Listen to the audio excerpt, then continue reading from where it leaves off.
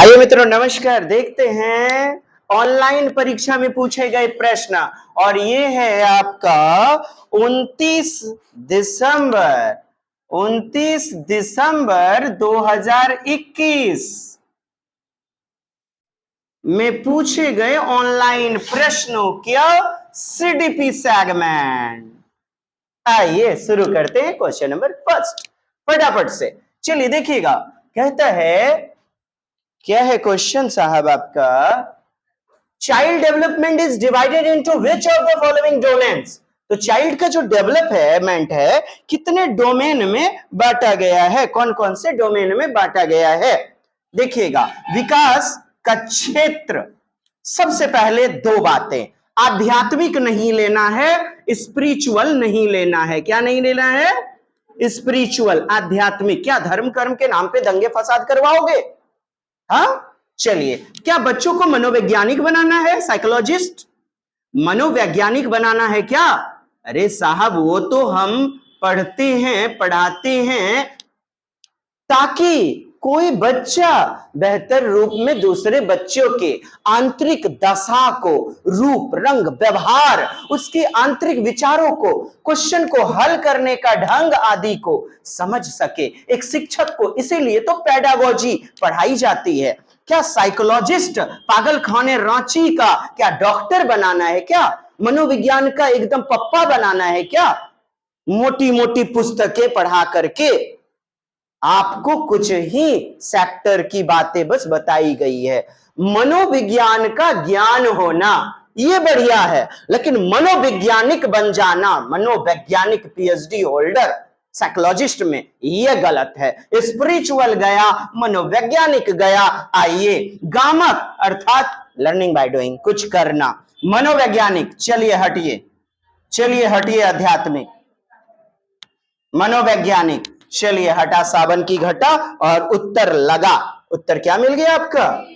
चलिए, सी नंबर हमारा उत्तर हो गया। दूसरा नंबर प्रश्न देखिएगा दोस्त, कहता है प्रश्न, सिर से पैर की ओर डायरेक्शन, सिर पुच्छिए सिफिलोकॉर्डल। क्या?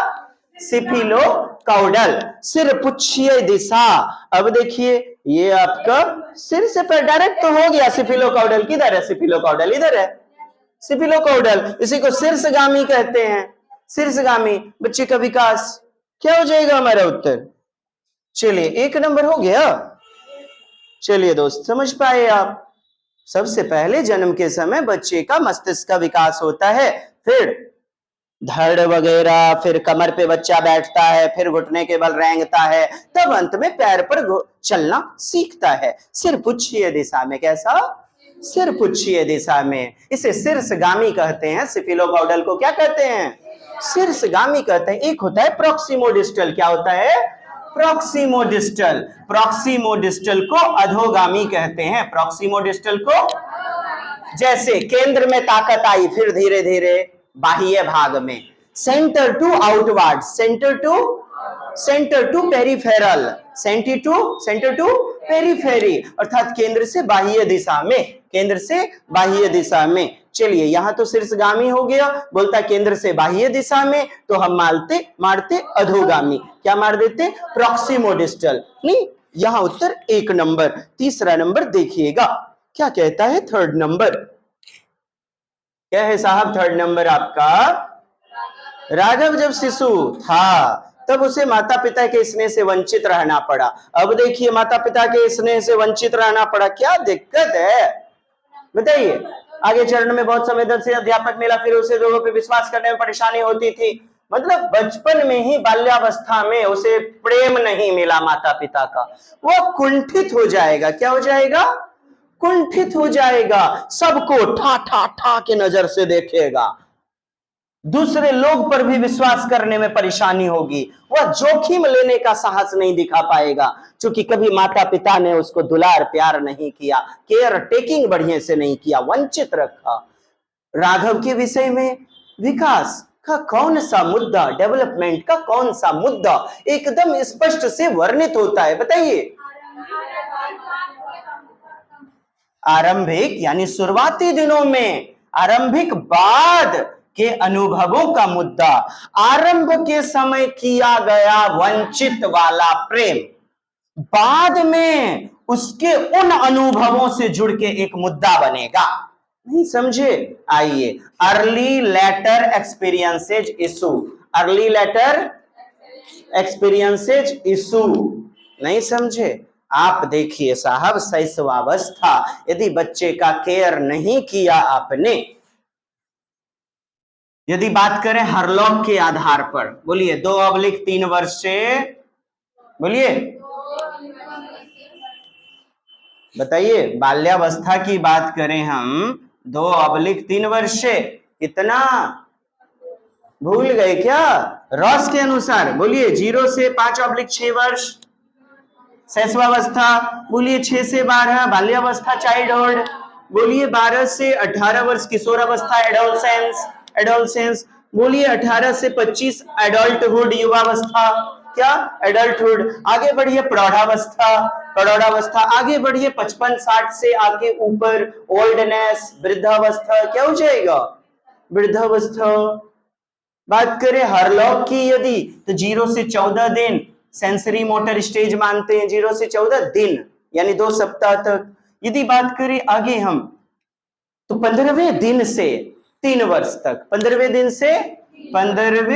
से 2/3 वर्ष तक ये एक नया अवस्था देते हैं, बेबीहुड, बेबीहुड, बचपना अवस्था, क्या बचपना, और 2/3 वर्ष से 12 वर्ष तक चाइल्डहुड, 2/3 वर्ष 12 वर्ष से चाइल्डहुड। 3 भाग में बांट दीजिए, बोलिए 2 से 6, 6 से 9, 9 से 12, बोलिए पूर्व बाल्यावस्था, मध्य बाल्यावस्था, उत्तर बाल्यावस्था, hello early childhood, middle childhood, बोलिए post childhood, later, later childhood. तो इस अवस्था में खास तौर पर किया गया अर्ली लेटर एक्सपीरियंसेस इशू, बच्चे 2 वर्ष में समझ विकसित 3 वर्ष में होने लग जाती है लगभग। कहते कंटिन्यूटी डिसकंटिन्यू इशू, ये कौन सी साहब बात है?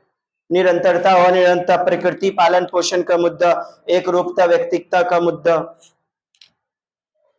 प्रकृति पालन का मतलब क्या समझे? अरे आनुवांशिकता एवं पोषण, आनुवांशिकता और वातावरण, आनुवांशिकता और वातावरण, वातावरण अर्थात मनुष्य का जो विकास होता है, 2 चीज, एक तो हेरिडिटी, क्या हेरिडिटी, और दूसरा एनवायरनमेंट, दूसरा एनवायरनमेंट, इसका गुणात्मक संबंध होता है। चलिए अगला प्रश्न देखिएगा, एक रूपता एक जैसा कैसे भला, ये क्या?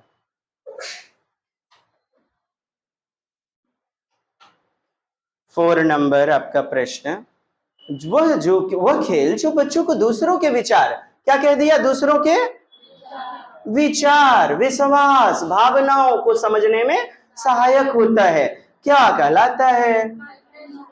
कल्पनाशील खेल। बताए हैं बिलीफ प्ले, क्या विश्वास, विश्वसनीय खेल, पूर्व संक्रियात्मक अवस्था विश्वसनीय खेल, कल्पनाशीलता वाले खेल। इंग्लिश देखिए, the play that facilitate children to understand others thought, belief, अरे इसी को तो बिलीफ प्ले कहते हैं, क्या कहते हैं? बिलीव प्ले, बिलीफ प्ले, विश्वसनीय खेल। सुनिए ना, बताइएगा मुझे, क्या रामू सही में चोर है? तुम चोर बन जाओ, हम छिपेंगे, तुम खोजना आसपास 10, 20, 30, 40, 50, रामू धप्पो।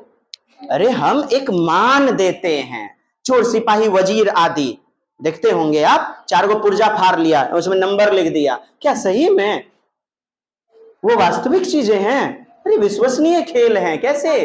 कल्पनाशील खेल हैं, कैसे? काल्पनिक खेल यानी बिलीफ प्ले। क्या हो जाएगा हमारे उत्तर? विश्वास खेल। उत्तर मारिए साहब, कल्पनाशील खेल। इंग्लिश में बात करें तो 1 नंबर इधर भी आपका। नेक्स्ट देखिएगा, क्या कहता है प्रश्न, लॉरेंस कोहलबर्ग के सिद्धांत में नैतिक तर्कणा, क्या नैतिक तर्कणा के किस चरण पर छात्र मान लेते हैं कि प्रत्येक व्यक्ति के लिए नियम एक समान है, नियम बदलने वाला नहीं है? तो नियम नहीं बदलेगा, बताइए। 3 अवस्था बताया कोहलबर्ग के अनुसार, पूर्व परंपरागत, क्या बोलिए प्री कन्वेंशनल स्टेज, कन्वेंशनल और फिर पोस्ट कन्वेंशनल, पूर्व परंपरागत, परंपरागत, उत्तर परंपरागत। पूर्व परंपरागत 4 से 10 वर्ष, 4 से 10 से 12, 10 से 13, 10 से 13 वर्ष परंपरागत और उत्तर परंपरागत 13 से 16 वर्ष या ऊपर, और प्रत्येक के दो दो उप अवस्था में बांटा गया।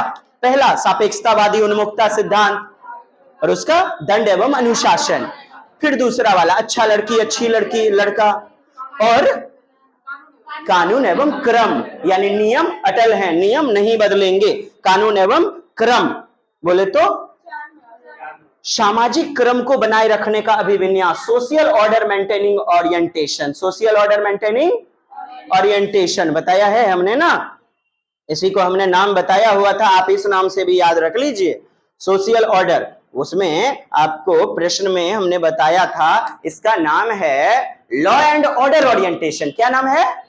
और दूसरा नाम सोशल ऑर्डर मेंटेनिंग ओरिएंटेशन, अर्थात नियम अटल हैं, नियम बदलेंगे नहीं, नियम बदलेंगे नहीं, सामाजिक क्रम को बनाए रखने का अभिविन्यास।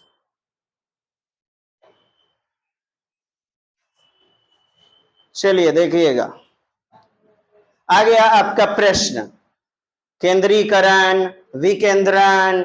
जब बच्चा सही सही बता देगा, बोलिए विकेंद्रण कहलाएगा।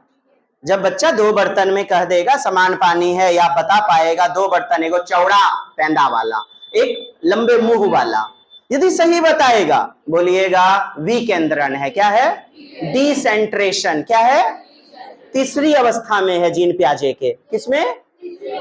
और जब बोलेगा 2 बर्तन है, एगो लंबे मुंह वाला और दूसरा चौड़े मुंह वाला, चौड़े मुंह वाला, दोनों में पानी बराबर है, दोनों में पानी बराबर है, कहेगा पानी इसमें ज्यादा है। गलत बात बोला ना, इसमें ज्यादा है, ये तो अपने शेप के कारण उठ गया ना, इसे केंद्रीकरण, केंद्रण कहते हैं। क्या कहते हैं? केंद्रीकरण, सेंट्रेशन। क्या कहते हैं दोस्त? आइए इसका उत्तर बताइए। 1 नंबर हो गया केंद्रीकरण। अरे साहब, नींबू पानी के स्तर की ओर इशारा करते हुए बहन को चिढ़ाती है कि उसके पिताजी ने उसे नींबू पानी दिया हुआ है, तोरा बहन कम में दल को पप्पा ने कम में दिया, यही सब बात है ना। हाँ, तो जानती दोनों नींबू पानी की मात्रा एक समान है। इस संदर्भ में सारा क्या प्रदर्शित कर रही है बताइए? केंद्रीकरण। देखिए, अपने लंबे मगर कम चौड़े ग्लास में नींबू पानी के स्तर की ओर इशारा करते हुए सारा अपनी बहन को चिढ़ाती है। उसके पिताजी ने उसे ज्यादा नींबू पानी दिया है। उसकी बहन किसी भी तरह से प्रतिक्रिया नहीं देती है, प्रतिक्रिया नहीं देती है उसकी बहन किसी भी तरह से, क्योंकि उसे अपने पिता को उसके गिलास से सारा के गिलास में नींबू पानी डालते हुए देखा है। वो जानती है कि दोनों गिलासों में नींबू पानी की मात्रा एक समान है। इस संदर्भ में सारा क्या प्रदर्शित कर रही है?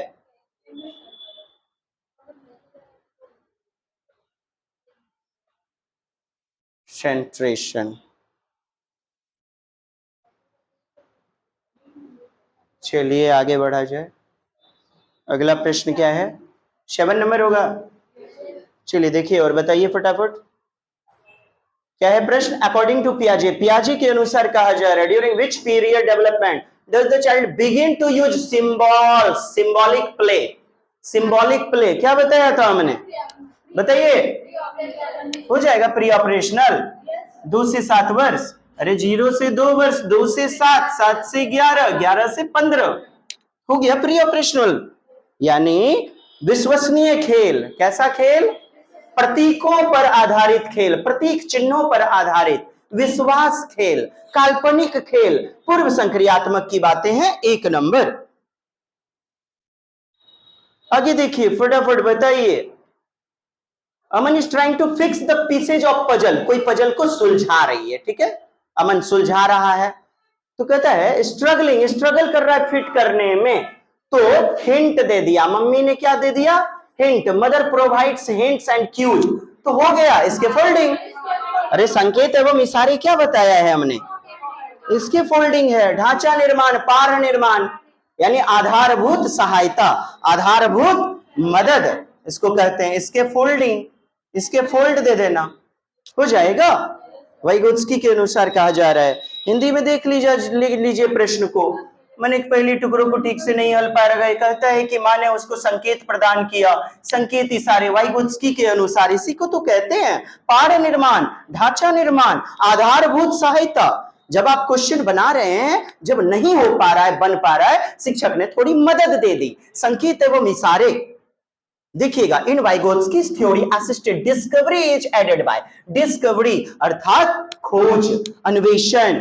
हाँ बताइए, तो बच्चे समूह में बेहतर सीखते हैं, बातचीत आदि। देखिए ना, वाइगोत्स्की के सिद्धांत के सहायक खोज, क्या कहते हैं, सहायक खोज। संज्ञानात्मक तो प्याजे वगैरह, सहपाठी सहयोग, कोलैबोरेटिव लर्निंग दिया है।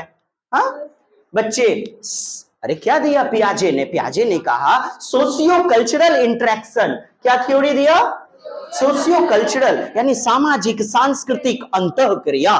बच्चे समूह में बेहतर सीखते हैं, ग्रुप में बेहतर सीखते हैं, सहपाठी सहयोग। देखिए, according to Howard Gardner, Howard Gardner ने बुद्धि बताई 7, फिर 8, फिर 10 प्रकार की बुद्धि, 2000 ईस्वी, 2002 आदि। नहीं तो कहता है आपसे प्रश्न, कुछ नहीं, according to Harvard Gardner's theory multiple intelligence, बहुबुद्धि का सिद्धांत दिया। क्या सिद्धांत दिया है, बोलिए, मल्टीपल इंटेलिजेंस थ्योरी। कैसा सिद्धांत, मल्टीपल इंटेलिजेंस थ्योरी।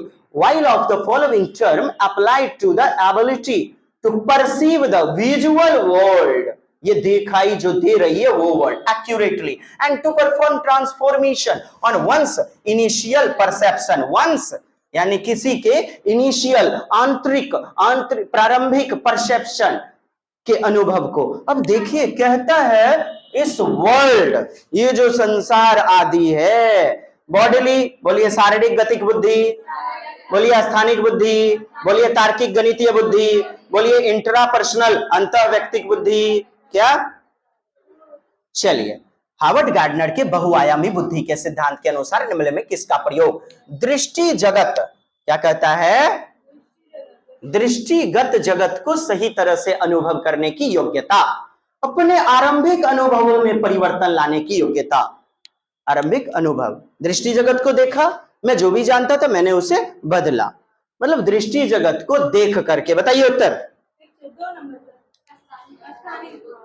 देखिएगा, क्या होता है स्थानिक जगत, बोले तो मूर्त, इसका मतलब क्या हो गया, मूर्त यानी मूर्त वस्तु को देख करके।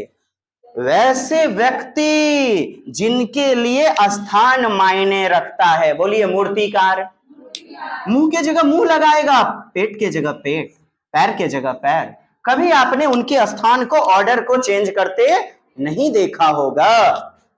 एक व्यंग्यकार, कार्टूनिस्ट है वो भी, है ना। बोलिए पेंटर, बोलिए शिल्पकार, बोलिए आर्किटेक्ट, बोलिए भवन निर्माण करता, उन सब के लिए स्थान मायने रखता है। और जिन व्यक्ति के लिए स्थान मायने रखता है उनमें पाई जाएगी काय की बुद्धि, स्थानिक बुद्धि, स्पेशियल इंटेलिजेंस। कैसा, स्पेशियल, जिनके लिए स्पेस, दुनिया, प्रकृति, दिशा, दूरी, लंबाई आदि, यानी जो ये दृष्टि जगत है जो मायने रखता है, अर्थात दृष्टि जगत देख करके दिशा, दूरी, लंबाई आदि को, तो उनमें कैसी बुद्धि, स्थानिक बुद्धि हो जाएगी साहब। चलिए आगे बढ़ा जाए।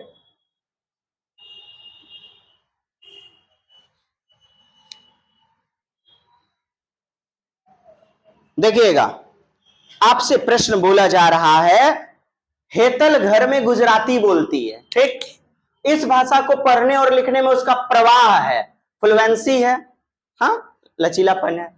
उसके विद्यालय में निर्देश का माध्यम हिंदी है। विद्यालय में क्या, हिंदी है, विद्यालय में क्या है, हिंदी है, ठीक। आप मुझे बताइएगा वह यह भाषा नहीं जानती है, तो आप क्या करेंगे, अरे उसकी घर की भाषा को उठाइए, मातृभाषा को, क्या उठाइए, उसकी मातृभाषा को, मदर टंग को प्राथमिकता दीजिए। कुछ भी घर में सीखा हुआ है उसे भूल जाओ, माध्यम अंग्रेजी है, नहीं नहीं, बहुभाषावाद की संस्कृति सृजित करने के लिए। कैसा संस्कृति? बहुभाषावाद, एक दूसरे की मातृभाषा का सम्मान करना चाहिए। और हमारा 2 नंबर उत्तर होगा। यस और नो?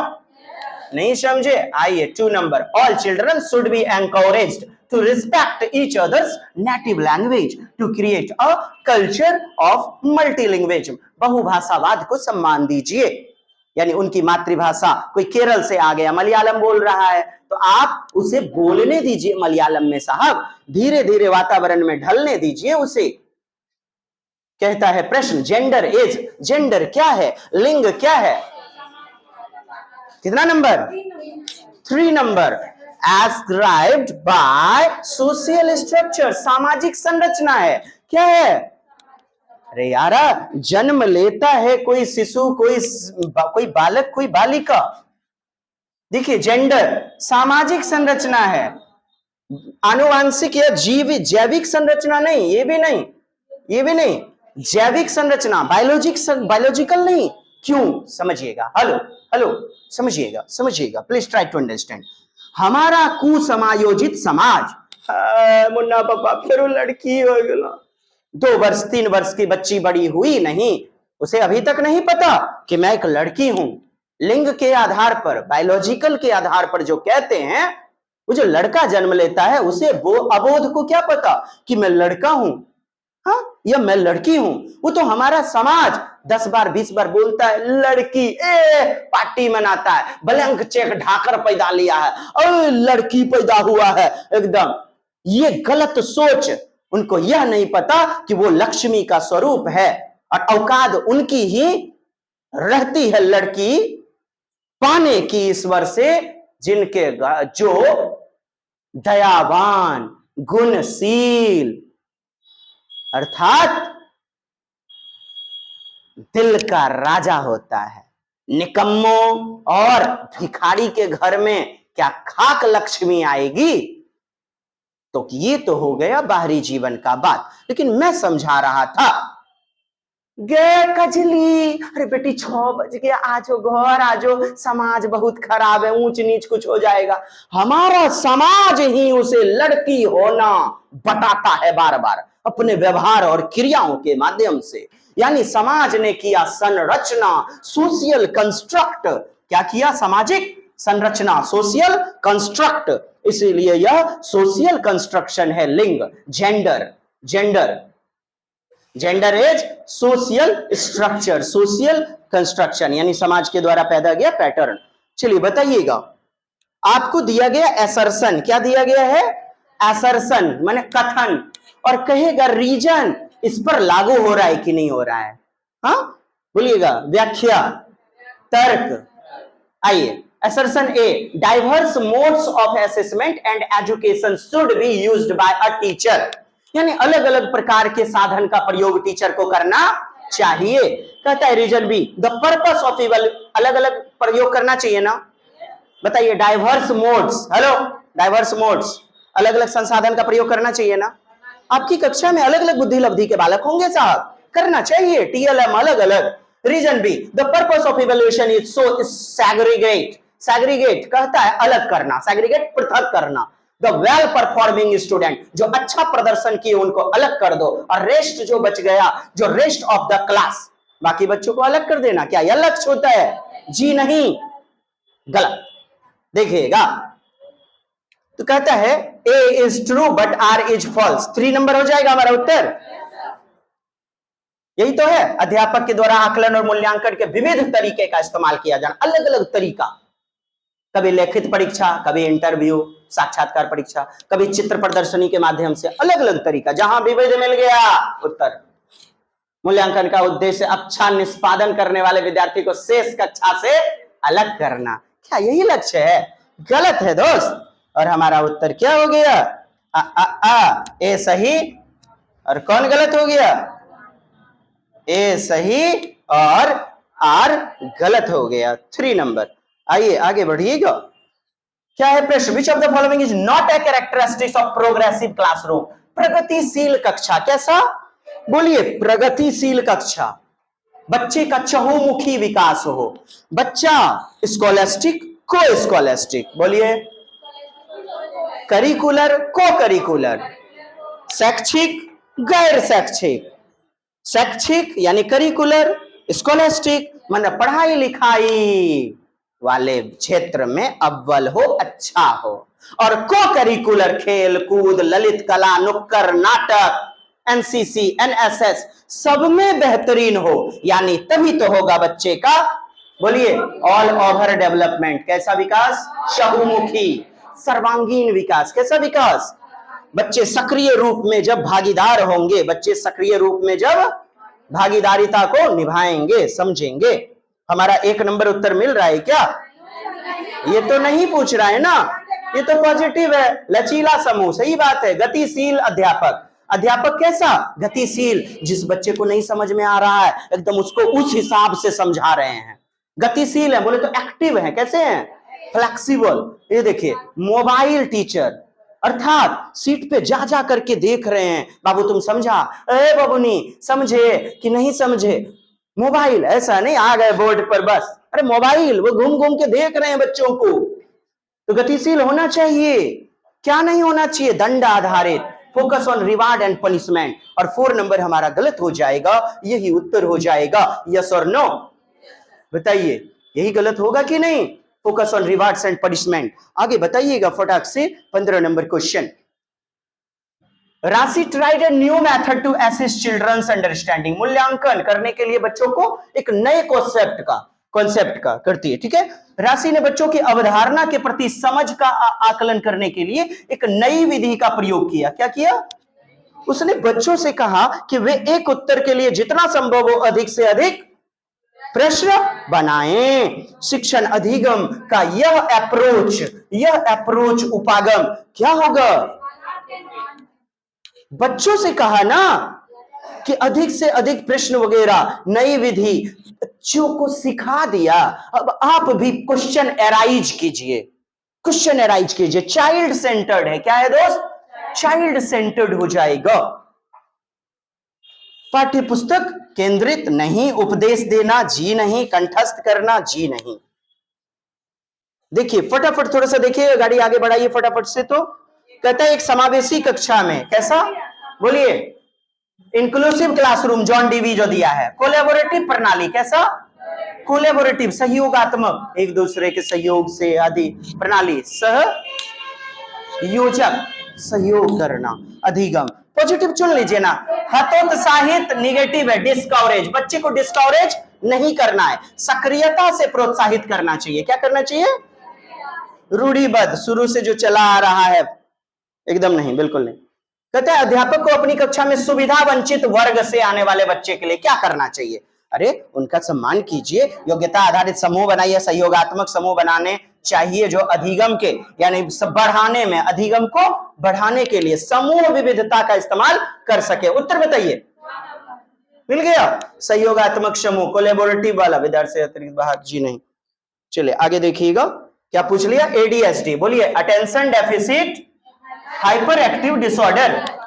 न्यून अवधान, बोलिए, अवधान न्यूनता, न्यून अवधान यानी कि अटेंशन देने में कमी। आधा मिनट बैठेगा ना एकदम उचलिंग नियर करने लगेगा, कभी दूसरा काम करने, फिर तीसरा, और कभी कभी हाइपर एक्टिव हो जाएगा। सर चौक, सर मांगवो नहीं किए चौक, पापा मांगवो नहीं किए पानी। हाइपर एक्टिव, हाथ पैर हिलाएगा एकदम से, हाइपर एक्टिव हो जाता है, सब अति सक्रियशील होता है। हाँ कभी कभी तो ऐसा विकार समावेशी कक्षा में कौन सा कक्षा प्रभावशाली रूप में है? बताइए तो जल्दी से। ऐसे बच्चों को क्या करेंगे ना, जहां लचीला समय सारणी यानी उन बच्चों के अनुसार लचीला समय सारणी और बैठने की व्यवस्था है और विद्यार्थी अपनी रुचि के अनुसार स्वयं कार्य करते हैं, तो इस प्रकार आप क्या करेंगे? उन बच्चों को भी समावेशी कक्षा में मदद कर सकते हैं, अर्थात उन पे डांट डपट मारपीट पनिशमेंट देना नहीं करेंगे।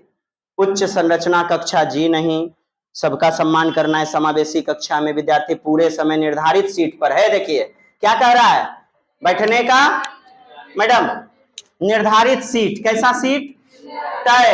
तय आसन व्यवस्था, तय आसन यानी बैठने का फिक्स्ड सीट नहीं होना चाहिए। समावेशी कक्षा तब हुआ ही नहीं, अरे ऐसा नहीं कि आगे क्रीम बच्चों को बैठने का फिक्स सीट हो गया और पीछे निम्न स्तर का, नहीं होगा साहब, नहीं करना है ऐसा।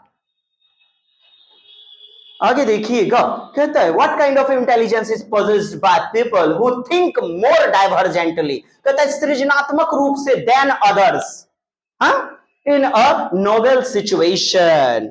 क्या है? एक नवीन परिस्थिति में दूसरों की तुलना में अधिक अपसारी चिंतन करने वाले व्यक्ति की बुद्धि का वर्गीकरण। क्या कहता है? अपसारी चिंतन, और अपसारी चिंतन आ गया तो तुरंत मारिए क्या?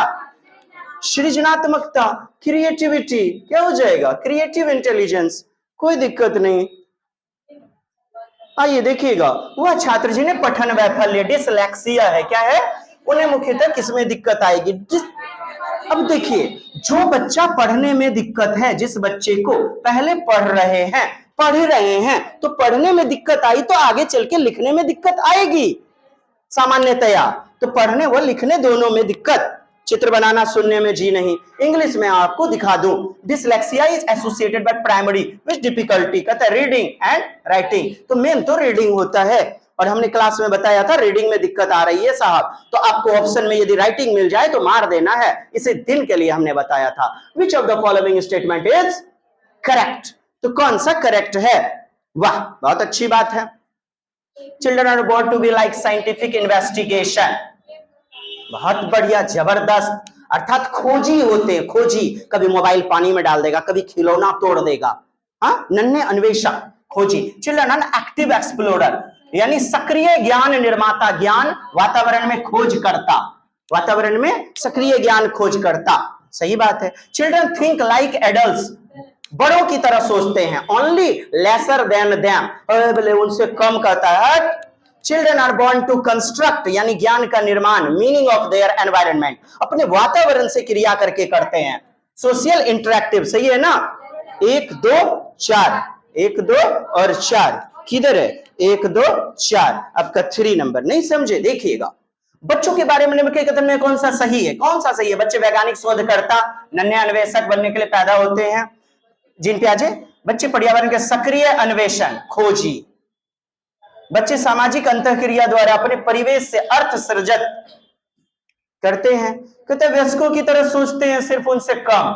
बोले उनसे कम नहीं, क्या बताया? बच्चों की सोच बड़ों के ही जैसी, यानी गुणात्मक, अमाउंट सेम, अमाउंट सेम होती है, गुणात्मक समान, गुणात्मक समान। ये गुणात्मक बोल रहे हैं, मात्रात्मक क्या हो जाएगा?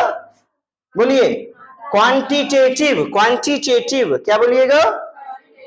क्वांटिटी सेम, क्वांटिटी अर्थात मात्रात्मक, मात्रात्मक, मात्रा, मात्रात्मक, जिसे परिमाणात्मक भी बोलते हैं, परिमाण, परिमाणात्मक। तो परिमाणात्मक सेम होता है, समान वयस्कों से। गुणात्मक अलग अलग होता है, क्वालिटेटिव, क्वालिटेटिव,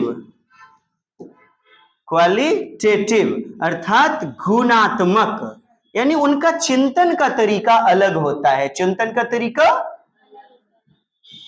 मोबाइल का नट बोल्टू खोलेगा यदि मोबाइल नहीं चलेगा तो कौन? वयस्क। कौन? देखिएगा गुण। लेकिन छोटका बच्चा मोबाइल पानी में डाल देगा, नहीं तो खिड़की से बाहर फेंक देगा, पटक देगा यदि उसका यूट्यूब नहीं चला। लकली की काती, काती का गोल। गुणात्मक यानी टाइप्स, टाइप्स अलग होता है, टाइप्स अलग होता है। चलिए ठीक, उनसे कम नहीं होता। बच्चे वयस्कों की तरह सोचते हैं, जी नहीं, वयस्कों की तरह नहीं सोचते, उनसे अलग, गुणात्मक रूप में अलग तरह से सोचते हैं। उनसे कम, जी नहीं, सेम, मात्रात्मक समान। ये आपका गलत हो गया। उत्तर मिल चुका है आपका 3 नंबर। नेक्स्ट देखिए, primary objective of analysis errors. हाँ, एरर का, गलतियों का, त्रुटि का एरर। अरे त्रुटियां क्या हैं? बोलिए। त्रुटियां, गलतियां चलना सिखाती हैं, अनुभव देती हैं। त्रुटि को त्रुटि नहीं देखना है, मिसकॉन्सेप्शन को मिसकॉन्सेप्शन, अर्थात एरर्स को पिलर्स ऑफ सक्सेस, एक्सपीरियंस के रूप में सोचना है। विद्यार्थी के काम में त्रुटि का विश्लेषण मुख्य उद्देश्य क्या है? विद्यालय में अध्यापक की क्षमता की तुलना, गलती करने के लिए फटकारना, डांटना, डपटना, चिंतन का तरीका बताती है कि बच्चे सोचते कैसे हैं। पॉजिटिव उत्तर लेना है। बताइए, लर्निंग इज इन्फ्लुएंस्ड बाय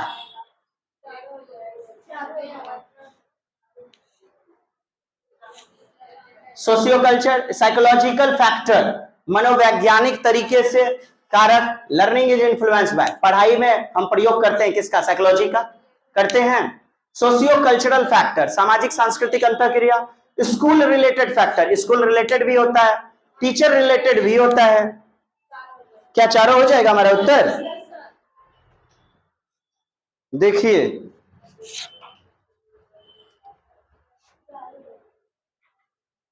चलिए साहब देखिएगा उत्तर क्या हो गया इसका?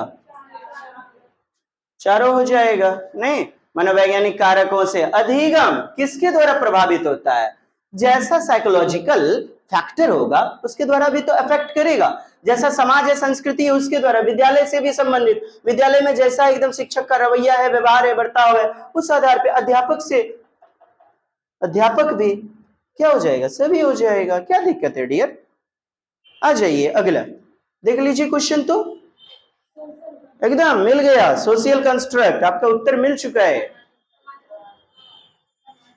बिल्कुल उत्तर मिल चुका है। कक्षा में विद्यार्थी त्योहार को मनाने के लिए अपने अनुभवों को साझा करने के अवसर देना, अनुभवों को साझा करने के अवसर, उसके आधार पर सूचित निर्मित करने को बढ़ावा देना। किसका उदाहरण है? व्यवहारवाद, प्रत्यक्ष निर्देश, सामाजिक संरचनावाद। अरे व्यवहार, त्योहार वगैरह जो भी हैं, बच्चों ने समाज से सीखा ना। समाज से सीखा सामाजिक नहीं होगा? भाषा सीखता है, रीति रिवाज आदि। हाँ सर, पाठ्य पुस्तक तो पाठ्य पुस्तक सर्वे सर्वा है। और जो बच्चा किसान का बच्चा, जो बच्चा नहीं पढ़ने स्कूल आ गया, वो नहीं सीखता है, तब उनके लिए पाठ्य पुस्तक कहाँ जीवन में आया? इसीलिए नहीं लेंगे ना जी। सामाजिक सांस्कृतिक अंतःक्रिया। अब देखिएगा आपका प्रश्न कितना बेहतरीन है। कहता है नई शिक्षा नीति 2020 सुझाती है कि पाठ्य पुस्तक तक सीमित ज्ञान नहीं रखना चाहिए। अधिगम को, लर्निंग को पाठ्य पुस्तक तक सीमित करने के बजाय अधिगम और शिक्षा का हिस्सा बनाना चाहिए। क्या? जीवन का हिस्सा बनाना चाहिए, जीवनानुभव का हिस्सा बनाना चाहिए, जीवन का भाग। तो प्रत्येक 3 माह बाद विद्यार्थी की विषय वस्तु खोजबीन और आलोचनात्मक चिंतन। हाँ, परीक्षा बिल्कुल नहीं, केवल परीक्षा के लिए तथ्य को कंठस्थीकरण जी नहीं। खोजबीन और समालोचनात्मक, अरे आप सारी चिंतन को बोलते हैं। ये देखिए ना, focus towards inquiry based and develop critical thinking. बोलिए एनालिटिकल थिंकिंग। कैसा? एनालिसिस वाला चिंतन। कैसा चिंतन? एनालिसिस चिंतन। एनालिटिकल इंटेलिजेंस, क्रिएटिव इंटेलिजेंस जो होता है, क्रिएटिविटी का प्रयोग करते हैं। उत्तर 3। चलिए 26 नंबर बताइएगा। स्मृति विषयक युक्ति। एकदम ये तो मिल गया होगा आपको देखते ही। न्यूमोनिक्स नहीं समझे तो किधर मिल गया न्यूमोनिक्स? नहीं, अच्छा पहले तो क्वेश्चन अच्छे से पढ़ा जाए, पहले तो क्वेश्चन पढ़ा जाए। देखिएगा क्वेश्चन। आइए साहब, देख रहे थे हम लोग स्मृति विषयक। स्मृति विषयक कितना समझिए, जैसे कि बोलिए बैजानी ही पिनाला भीवजी, और मतलब ट्रिक ऐसा जो याद रखने में मदद करे। बोलिए सबने पूरी की मूर्ति आपकी। सबने से संवेदी प्रेरक अवस्था, पूरी से पूर्व संक्रियात्मक, मूर्ति से मूर्त संक्रियात्मक अवस्था, औपचारिक संक्रियात्मक अवस्था। कुछ लोग इंग्लिश वाले ऐसे याद रखते हैं, sensory motor stage, pre operational stage, बोलिए कॉन्क्रीट ऑपरेशनल स्टेज और फॉर्मल ऑपरेशनल स्टेज। वो लोग कैसे याद रखते हैं? एसपीसीएफ जीन प्याजे, एसपीसीएफ जीन प्याजे। अरे याद रखने में जो ट्रिक युक्ति मददगार साबित हो उसी को न्यूमोनिक्स कहते हैं। क्या कहते हैं? स्मृति विषयक युक्ति। क्या कहते हैं? बोलिए बोलिए। तो कहता है a technique that helps to remembering. क्या पूछा प्रश्न में? न्यूमोनिक्स पूछा, इसीलिए हमारी विथ बाइलिंगुअल चलती है कॉन्सेप्ट, MNEMONIC, हिंदी वाले टाटा जीरो, स्मृति विषयक युक्ति मैडम जी हीरो। आगे देखिएगा, क्यों? जब तक इंग्लिश नहीं देखे होते ना इसको नहीं बनता, क्योंकि हमने अपनी कक्षा में कई बार न्यूमोनिक्स बोला है। आइए प्रश्न है आपका, देखिए कितना बेहतरीन प्रश्न है, देखते लगा दीजिए। तो हमको क्वेश्चन नहीं पढ़ना है। आइए, रोट लर्निंग गलत बात है, रटंत विद्या। बोलिए पर्सपेक्टिव टेकिंग यानी दूसरों का सम्मान लेना। कहते क्रिटिकल थिंकिंग यानी कि एनालिसिस, एनालिटिकल थिंकिंग। कहते हैं इंक्वायरी, खोजबीन आधारित। सही बात है, उत्तर बताइए। अरे यार ये नहीं लिए हैं, 2 3 4 पर्सपेक्टिव टेकिंग। देखिए अनुज कक्षा 3 को पर्यावरण अध्ययन पढ़ाता है अनुज मास्टर जी। वह हमेशा अपने विद्यार्थी को किसी भी विषय से परिचित कराने के एकदम बाद, मैंने टॉपिक वगैरह बता दिया, परिचित करवा दिया, और फिर उसके बाद क्या क्या मानस मंथन, ब्रेन स्टॉर्मिंग। क्या मानस मंथन? बोलिए ब्रेन स्टॉर्मिंग, मानस मंथन है ना यहाँ पर, मानस मंथन, ब्रेन स्टॉर्मिंग, खोजबीन आधारित उपागम। बोलिएगा मानस मंथन, बोलिए। उसे कहते हैं जब हम किसी समस्या को सॉल्व कर रहे हों तो उस समय अचानक कोई युक्ति आती है, फर्स्ट दृष्टि में, फर्स्ट दृष्टिया, फर्स्ट टाइम जो सॉल्यूशन हमें नजर आता है, यानी सॉल्यूशन का जो स्टॉर्म, आंधी आती है, उसी को ब्रेन में आने वाला स्टॉर्मिंग, ब्रेन स्टॉर्मिंग कहते हैं। मानसिक मंथन, बोलिए मानसिक झंझावत, मस्तिष्क उद्वेलन, मस्तिष्क उद्वेलन। तो कहता है प्रश्न हमारा, क्या दृष्टिकोण को जानना यह युक्ति निम्नलिखित में किसे सुमन्नत, सुमुन्नत यानी कि सुउन्नत, बेस्ट, पॉजिटिव।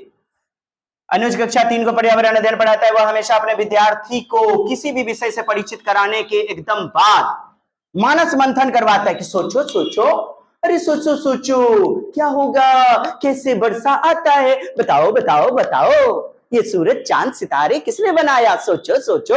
यानी मानस मंथन करवाता है, सोचने का मौका देता है। तो दृष्टिकोण को जानने की कोशिश करता है, बच्चे के पर्सपेक्टिव को जानने की। आलोचनात्मक चिंतन यानी कि ज्यादा से ज्यादा बच्चे जो है अलग अलग प्रकार के सृजनशील विचार रख सके। खोजबीन एकदम सही, उत्तर नंबर 4। 1 नंबर गलत, रोट लर्निंग नहीं चलेगा। बताइए assertion, fear of failure and pressure to achieve should not be induced in children to ensure that every child gets good marks in examination। सब बच्चा अच्छे नंबर पाने के लिए आया। चलिए देखिए, देखिए कहते हैं सभी बच्चे परीक्षाओं में अच्छे अंक लाएं, यह सुनिश्चित करने के लिए बच्चों में असफलता का भय और उपलब्धि का दबाव पैदा नहीं करना चाहिए। ठीक, एकदम सही बात है, भय डर आदि करवा के पढ़ाना नहीं चाहिए। अर्थपूर्ण अधिगम यानी बच्चा मीनिंगफुल अंडरस्टैंडिंग लर्निंग कर सके, कैसा समझ बोध विकसित कर सके। इसके लिए महत्वपूर्ण है कि बच्चे शारीरिक और भावात्मक सुरक्षा यानी इमोशनली भी, फिजिकली भी बच्चे अपने आप को सुरक्षित महसूस करें। अर्थात समावेशी कक्षा बोले तो जहां शिक्षक बच्चों का सम्मान करते हैं, उनके विचार का सम्मान करते हैं, नहीं साहब, तो अर्थपूर्ण अधिगम हो सके। ए और आर दोनों सही, और आर सही व्याख्या करता है। देखिए सभी बच्चे पर मतलब असफलता का भय और उपलब्धि, भय डर, शारीरिक डर दूर किया, ये इसकी व्याख्या कर रहा है। यस,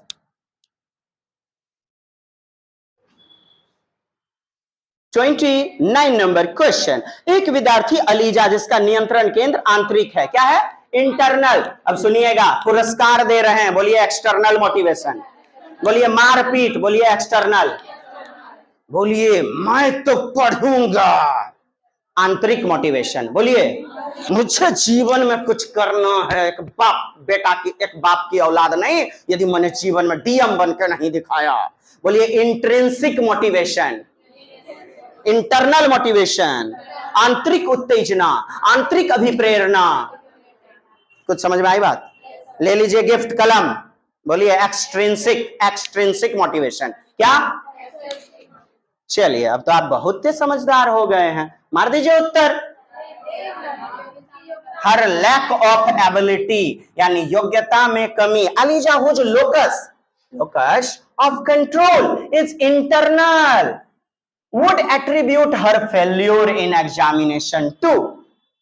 ठीक, कहता है एक विद्यार्थी अली, क्या है साहब, teacher being biased towards her, question paper being difficult. हाँ, ये कोई बात हुआ? बैड लक, गलत, दुर्भाग्य, भाग्य वगैरह पढ़ाई लिखाई में नहीं देना है।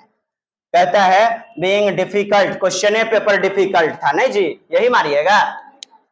टीचर बीइंग बायस्ड, टीचर पक्षपाती था। अलीजा जिसका नियंत्रण केंद्र आंतरिक है, यानी आंतरिक रूप से वह क्या है? मोटिवेटेड है। नियंत्रण केंद्र क्या है? आंतरिक। परीक्षा में असफल होने के लिए किसे जिम्मेदार ठहराएगी? तो परीक्षा में असफल यदि वो हो रही है तो किसे जिम्मेदार ठहराएगी? नियंत्रण केंद्र क्या है? और योग्यता, क्षमता, ये सभी क्या होते हैं? इंटरनल। बोलिए इंटरनल। योग्यता, क्षमता क्या होते हैं? आंतरिक। क्या होते हैं? बोलिए पुरस्कार, दंड वगैरह, प्रश्न पत्र, ये सब बाह्य जीवन ने बनाया। किसने? बोलिए एक्सटर्नल होगा परीक्षा पत्र। क्या होगा? बोलिए दुर्भाग्य क्या है? ये वातावरण में जैसे हम चलेंगे, मोटरसाइकिल तेज चलाएंगे, कल्टी मार जाएंगे, मोरहरा जाएंगे, नहीं तो मोटरसाइकिल दुर्भाग्य एक्सटर्नल। क्या? बोलिएगा अध्यापक एक्सटर्नल, मास्टर जी क्या है? आंतरिक। इन सब में क्या मिला आपको? योग्यता। क्या मिला? नियंत्रण केंद्र कहाँ है? कैसा लगा मेरा प्रयास? अच्छा लगा कि घूमे अच्छा लगा? ऐसे सुस्तिया के बोलिएगा जी। अरे चिया राम रे राम। आगे देखिएगा 30 नंबर क्वेश्चन। कहता है प्रश्न, एक अध्यापिका चाहती है कि उसके विद्यार्थी आंतरिक, इंटरनल रूप से मोटिवेटेड रहें। आंतरिक रूप से उसे क्या करना चाहिए? उसे कक्षा में प्रतियोगिता, अरे बाप रे, कहता है प्रतियोगिता को प्रोत्साहित, स्वस्थ प्रतिस्पर्धा, हेल्दी कंपटीशन सही होता है। क्या होता है? हेल्दी कंपटीशन हमेशा सही होगा। ठीक है, हेल्दी कंपटीशन। कहता है बच्चों में डर और चिंता पैदा करनी चाहिए, डरा के नहीं पढ़ाना। बोलिए भौतिक पुरस्कार। क्या बोला? बेटा डेयरी मिल्क के लालच में पढ़ रहा है, बच्चा होमवर्क पूरा कर ले, बेटा होमवर्क पूरा कर ले, तुमको टाइगर बिस्कुट दिला दूंगी, तुमको मोटरसाइकिल दिला दूंगा। अरे यार ये सब गलत। बोलिए बच्चों में जिज्ञासा प्रोत्साहित कीजिए, क्यूरियोसिटी को डेवलप कीजिए। किसको? 4 नंबर उत्तर हो जाएगा। सीखने के आनंद को अभिप्रेरित कीजिए, 4 नंबर हमारा उत्तर हो जाएगा। इंग्लिश वाले देख लें, try to encourage curiosity in children and promote learning for its own sake. Own sake, OWN, जहां लग गया उत्तर मिलता है। OWN अपना स्वयं का। कैसा लगा प्रयास अब बताइए, और दूसर भाई बार बहन जी के ग्रुप में पीला चौ मार दीजिए ऑडियो को। अच्छा लगा तो कमेंट्स कीजिएगा। और जय हिंद।